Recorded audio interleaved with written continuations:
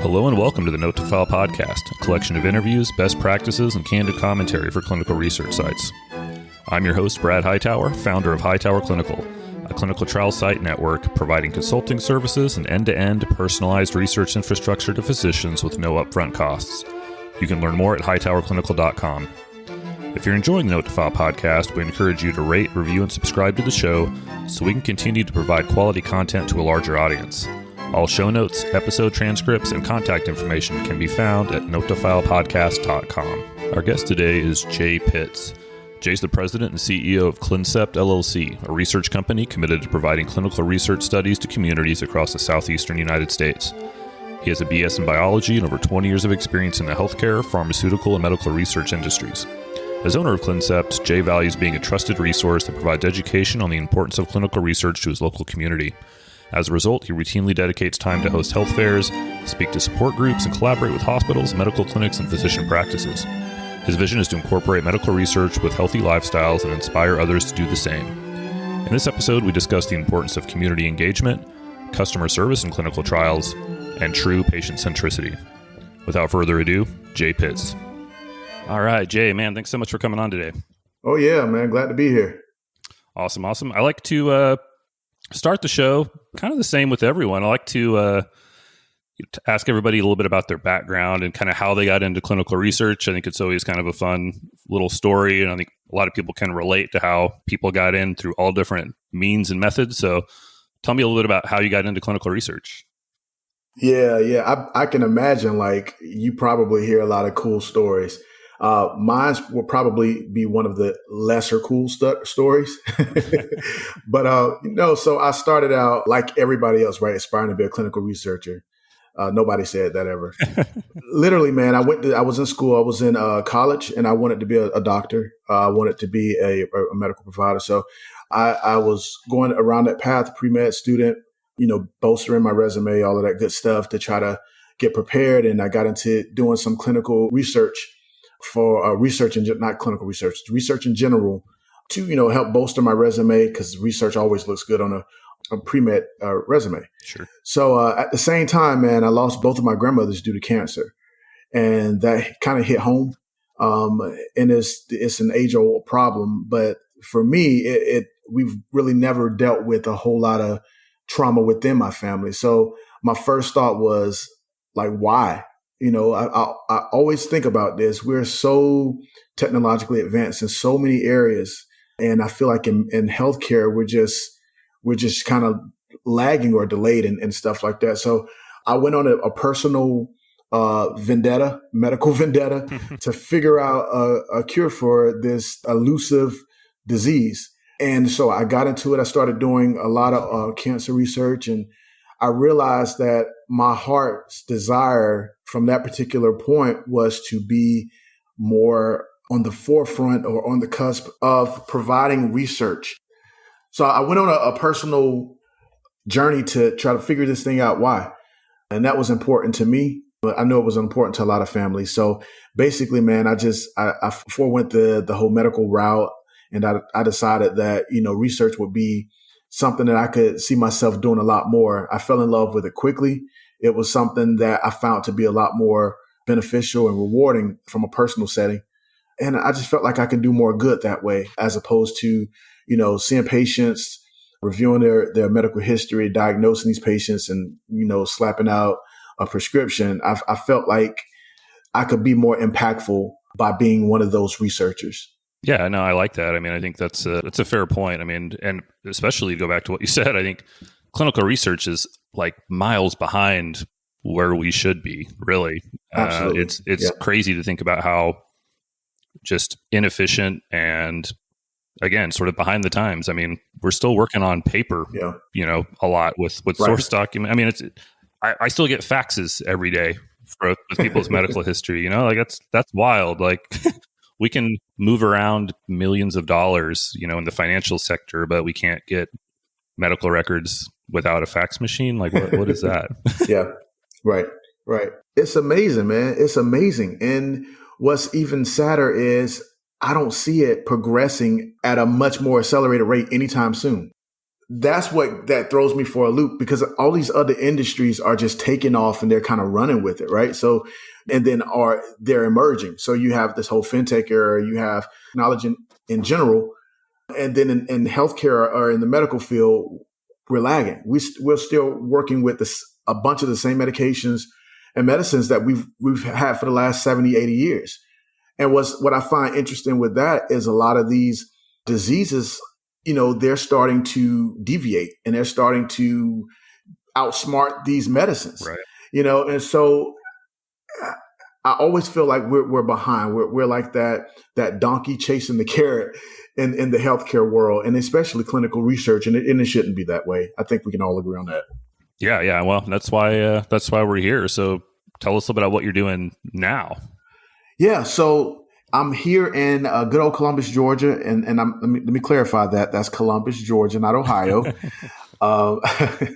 Yeah. And what we're doing is we own and operate ClinCept. We are a clinical research company down here, and we're growing quickly. My idea is to take the bull by the horns in the Southeast, where I'm from, because we are at the forefront of a lot of diseases and a lot of illnesses that affect a lot of people. We infamously have the stroke belt. We infamously have, the diabetes belt and the obesity belt. Like, our claim to fame is, in a lot of ways, is not good, but it's here, and unfortunately that is the case.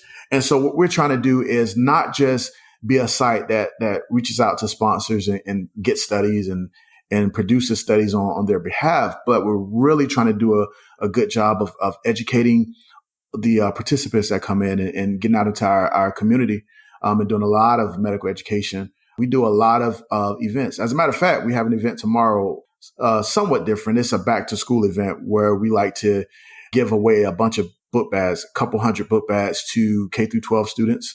And that's one of the things we like to do.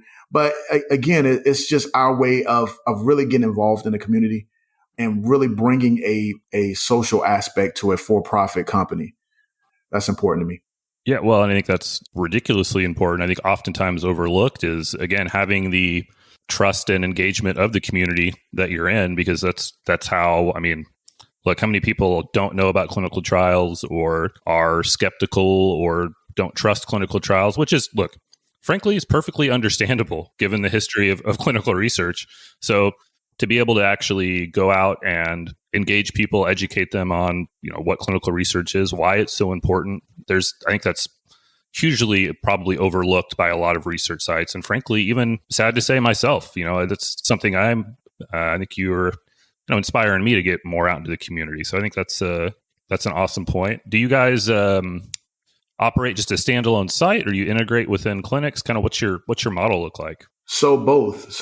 And you said something I really got to just say something about, because I don't want that point to go unnoticed. A lot of our problems, and I'll come back to the independent and standalone site stuff, but a lot of our problems, man, deal with that trust factor. And I feel like you look at the problems that clinical research faces in terms of recruitment, in terms of enrollment, in terms of patients that drop out, and a lot of that can be attributed to the level of trust, and so it's like we want to fix the problems, but we don't have clear ways to fix the problem, but we try to do it without the engagement or the acknowledgement or, the things that we have to remember. These are real people.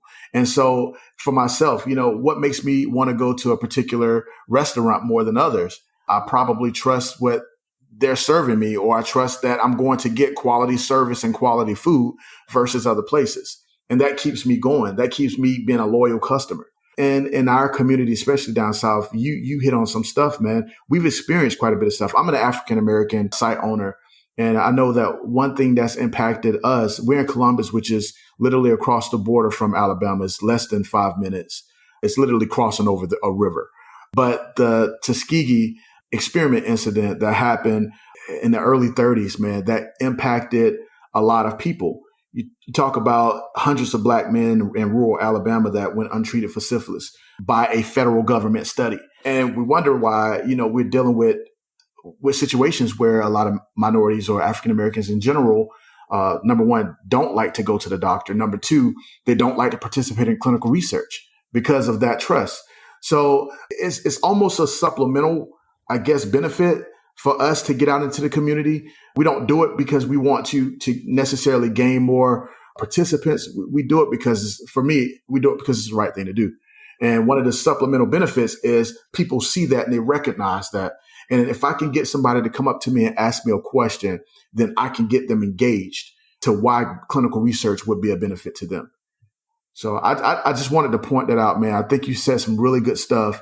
And I hope that inspires others to do the same, because the only way to fix this problem is to fix it head on, to deal with it head on. Yeah, no, I mean, I couldn't agree more. I think, sort of my my little silly saying right now is that, clinical research is oftentimes too clinical, because we're not engaging with people, because, we put up this sort of barrier that, like, well, we need to remain very unbiased in a certain way. Well, I mean, frankly, you're not going to engage people that way. Exactly. You're not. They're people, they're human beings. They want what's best for them. They've been through all kinds of different experiences. You have to relate to them as people, and I think oftentimes there's this weird barrier people like to throw up in science, and especially clinical research, where, right. We don't engage, we don't create relationships. And, that's not helping us. That's not helping us get further down the road. Absolutely, man. And you can see it from the organizations that do that. I mean, to me, it makes a lot of sense. I don't want to try to name shout a lot of companies, but a company that's popular in the Pitts household is Chick-fil-A. And so, sure. But you see the engagement. They've really started to revolutionize how a lot of other chains are taking orders and asking for names, and, just trying to do a little bit more to get a more personal touch in a drive-through setting. And, and so I'm just glad that companies like that are embracing that and starting to see the value in that, and not just how fast we can get somebody in and out of a line. That's a part of it. But also a part of it is, you can go to your favorite restaurant, and if the people are great and nice and extremely considerate, you wouldn't mind waiting 20, 25 minutes to get inside that restaurant. Yeah, no, that's exactly what it's about. I mean, you want to create an environment where people want to be. Exactly. Create an environment where they feel comfortable, where, again, they have to want to be there, because there may be no benefit to them to be in a trial. It takes up their time and energy to go where they need to go. So on top of all those things, you have to make it, again, engaging, or at least comfortable at the very least. Absolutely, man. Absolutely. So that's our cross that we're bearing. And it's been great so far. We, as our company, we're located, we have our headquarters down in Columbus. We have a site in Carrollton, Georgia, a little bit over an hour and a half away. And we are, it's also it's a partnership with a private practice up there. We're collaborating with them. And we're engaging with 2 additional sites. And I think people are starting to see that we're a little bit different in our approach to how we do clinical research and how we see patients, And so it's been great in terms of getting out here and talking with medical physicians and some of the clinics and whatnot, because they want to be a part of that, which is exciting and scary at the same time, if I'm being completely honest. Right. So, yeah. Yeah, but I mean, I'm with you. I mean, you and I, we seem to have very much similar, business models or similar ideas. I think that, the way you can open up clinical research to underserved communities is by going to the community. Absolutely. Go to where the doctor is. The doctor already has a relationship with their patients. Absolutely. He already has some trust. So you can, it's a win-win. You're able to, offer potentially new treatments to patients. You can help the doctor get his name out there, maybe increase or create a new revenue stream for him. It obviously helps science. We get more people into trials. Again, people who never had access to this kind of care. So it's a win-win. Again, it goes back to the same concept. You got to get people comfortable. So if it requires going to where they are within their communities, like that's what we need to continue to do. Right. And let me say this, man, you can't put analytics and you can't put statistics on people, in terms of a person becoming comfortable. You can measure it, but you can't use those things to define what that looks like. And what I mean by that is It takes real life, live engagement. People want to talk to a person. And your business model, your business for me, and I'll say this, I'll speak in regards to me. My business model is to engage each and every person that walks through the door. Every person, whether it's me directly or it's one of my staff. But the idea for our company is we put patients first, and we're not profit driven. We're patient driven. I believe that they're the most important, and because of that, your company will be successful. But I've been places and I've worked places where the metrics are all about increasing profits, and I may charge it to me not being smart enough to understand how that works. It may be that. Brad. But for me, man, it's simply, I want to get to know each and every person. My personal goal is seeing every single person that walks in, being that's uncertain or vulnerable or apprehensive or just unsure, that walk out with a smile on their face and a lot more comfortable. Just getting somebody to open up, because that person's going to refer somebody else, and that person's going to refer somebody else. And then all of a sudden you build a community that wants to be there, as you mentioned.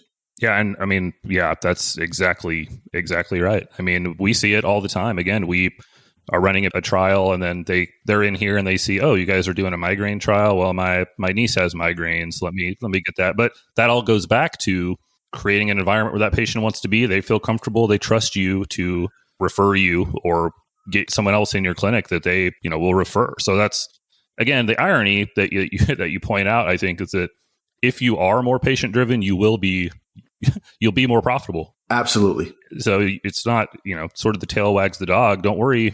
If you do the right things, then the profit will come. Don't worry. Don't start with the profit. Start with the process. Right. Good. I like that. I'm going to borrow that.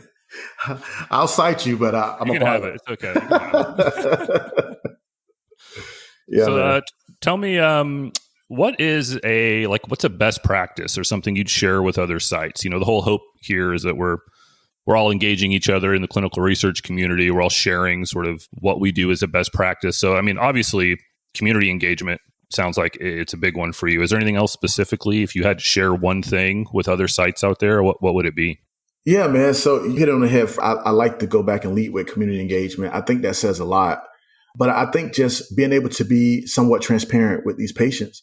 I think that people recognize transparency and they can relate to transparency. And you kind of said it earlier, being able to kind of tear that veil down and show some humanism when dealing with people, because white coat syndrome is a real thing.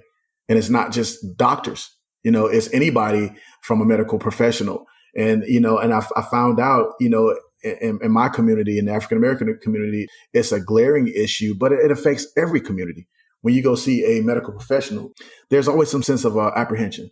And so being able to talk to a person on the most humanistic level, I think, to me, it shows this respect, without having to say, hey, I respect you.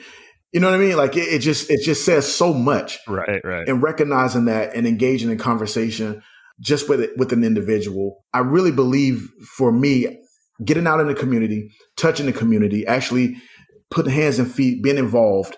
And then when they come to the clinic, just being able to show some transparency. I would say those are really good practices that you don't see a lot of or hear being preached a lot of. Anybody can quote GCP. Anybody can quote federal regulations. But at the same time, we're not dealing with manuscripts here. We're dealing with people. Right. And I think that was always some point along the way that tends to get lost. Yeah. And it shouldn't. So. No, I could not agree more. Again, like you said, you can train anyone to read a protocol or teach them what an AE is, but you can't teach them to have empathy or humanity, for the people you're dealing with. And, to go back to what you said, I mean, look, it's not crazy that someone wouldn't trust pharmaceutical companies or, so it's kind of the onus comes back on us to, again, educate people and make them be transparent so that they can feel comfortable participating in these trials. Because again, it's a big ask. I mean, you are asking them to trust you. So you have to establish that relationship. So again, I could not agree more. I think that's a very nuanced thing. And again, I think it is very underappreciated amongst, in the research community probably. So I love that. It's one of those things, man. I look at myself, when I fly, because I fly often. I haven't flown a lot, lately, but, and I'm just telling on myself, I hate middle seats, Brad. I hate them, Nothing wrong with that. because, you're going to rub elbows or touch skin with the person next to you. And I just know me, and so it's a subtle invasion, but it's an invasion. Now, multiply that to the person that comes into a clinical trial. Yeah, you're going to poke and prod them and ask them personal questions. Exactly. And all kinds of and stuff. If you got to put a device on them, or if you've never met this person, they've never met you, and you become touchy feely like right off the jump. Right. So to be able to temper those uncertainties and just those little red flags or that hostility that could arise, man, you just have to be transparent and just show authenticity and genuineness to that person, because they'll recognize it. And, I've been on a plane. I think about that. I've been on a plane where, again, you're touching elbows and forearms and all of that stuff, but the person beside me is so engaging. Like, it doesn't bother me nearly as much, as some stranger I haven't engaged with. So it may be silly to some, but to me, I think that, just making people feel as comfortable as possible, it goes a long way. Because the other thing, man, I'll say this and I'll be quiet, but the other thing is, how many people do they know? Right. And you have one opportunity to really just, imprint a very positive experience or a negative experience. And, I find that positive experience a little bit harder to be cemented in somebody's brain to the point where they go and tell somebody else about their experience or actively recruit for you. Right. Well, and again, I think people come in skeptical or like, what is this? Am I a lab rat? What's going on here? So that first impression can make all the difference in the world as to whether you retain them in the study or they even agree to consent in the first place. And then like you said, you don't know who they know. Do they know? Maybe they know another doctor that they want to get in touch with if they start. I mean, the possibilities become sort of limitless, but again, it all goes back to just engaging and being transparent and more. Clinical research is almost customer service. Absolutely. To some degree. And again, I think that's something that's lost on people that, we've got big data and we've got, all the technology in the world, but ultimately it's a relationship. It's interpersonal relationships. Yep. And I'll add, man, I think that if we're being completely honest, I think most industries are, right?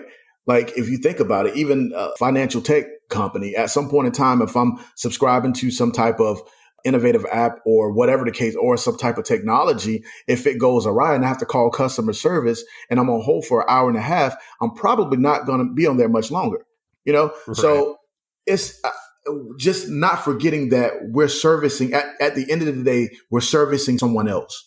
And man, we had a patient come in last week, didn't qualify for the trial, had a great experience, stayed here for 20, 25 minutes talking to my staff, and then actively recruited 15 other patients to the study.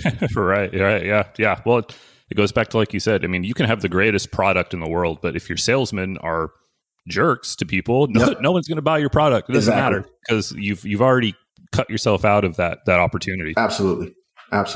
Yeah, I love it. So let's move on to the next one here. What are some resources that you use that you find really, really sort of indispensable? It doesn't even have to be clinical research related. It might be a book or software or a process, but what are some things that you would share with other people that kind of help you be the best you can be? There is, oh man. So when we compensate our patients, we typically use, it's called Prepaid Portal, I believe. They've been really, really good to us. And the reason is they're really affordable. Again, we're a newer company. We've priced out some others, but they've been really good to us. I want to shout out the guy because I believe in that, but I can't think of his name right now. I apologize. But what I wanted to say is they allow you to customize the card and it's all affordable. That was my biggest thing. And they kind of walk with you every step of the way. Well, and even to sort of speak to that, we use a prepaid card system too as part of our CTMS. I mean, it may seem like not a big deal, but I've worked at places that will only pay, they'll basically send out a check quarterly like to their patients. And I mean, look, it makes a big difference again if these people are taking their time to travel to you. Maybe they're taking some time off work, but if you can put money in their hand, and again, it's, I know this is even a topic within the industry right now, is maybe we should be paying patients more for their time and for all the time and energy they put into participation. Absolutely. But I think that goes a big way, is to say, here you're going to get compensated right now. It's on a card. You can use it anywhere. And again, maybe it doesn't seem like a big deal, but I think it can make a huge difference. And again, engaging with your patients and creating some trust and value, for them to participate in your trial. And it's gratifying, right? It's just straight up gratifying, because think about it. Our operating hours are typically Monday through Friday. That's clinical site to clinical site. And a lot of times we don't even see patients on Fridays. We see patients Monday through Thursday. And so when we're operating, our business is operating, typically most of our patients have jobs and are operating their jobs Monday through Friday. So they may express this to you, they may not, but a lot of them have to take off some time. Right. And so that's the least that we can do is, I believe that I feel like patients probably need to overall, they probably need to be compensated a little bit more, and it needs to be done immediately, because it's gratifying to the patient, I believe, as they're walking out the door. Yeah. Again, I agree with that 100%. It's, again, maybe a seemingly subtle thing, but I think for that immediate sort of gratification for them to be like, oh, my time is compensated. Exactly. I don't have to worry about the 2 hours I took off work. I don't have to worry about the tank of gas in my car. I mean, that can make the difference between, again, retention or not. Because frankly, if they have to put food in their family's mouth or go to the clinic, what are they going to do? I mean, they're going to go to work. Absolutely. And you can't blame people for that. So right. It's a simple solution. Yeah. I'm enjoying this, man. This feels more like conversation than anything else. That's what it's about, man. I mean, it's just look, again, I want people to have a voice to share with each other. And I think there's a lot to be gained just by people sharing their stories, because I think, everyone can relate to each other. I think people can sort of, there's a lot of walls put up in the clinical research community, and they need to go away. I mean, it's just, absolutely, it's crazy. Again, it all goes back to transparency, because we all want this thing to get better. Yeah. We don't want, trials to fail. We don't want, recruitment to be low. We don't want physicians to take part in one study and quit.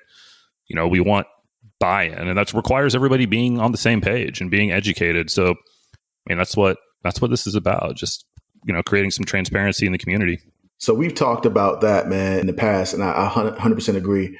I think that us as site owners in the clinical research industry, we all have a responsibility, and that responsibility is to be available for each other, because the bigger, quote unquote, competition or enemy other than the site that's 200 miles from you is the clinical industry in general.